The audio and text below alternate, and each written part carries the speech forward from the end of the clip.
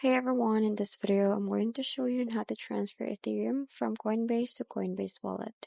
So welcome, so let's get started. And the first thing that you need to do is open up your Coinbase mobile application that you can easily install from your Play Store or Apple Play Store. So you just have to make sure that you're logged in to your Coinbase account. Now, once you're logged in, just tap on the home button. Firstly, you need to locate your Ethereum balance. So you could see a list of your cryptocurrency. So just tap on the ETH wallet displayed.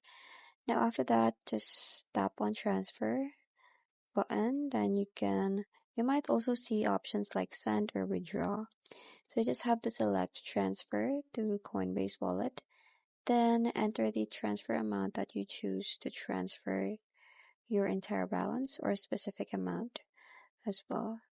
And just review the transfer details, and as you can see, it also can consist of associated fees, so you just have to tap on continue to confirm the transaction.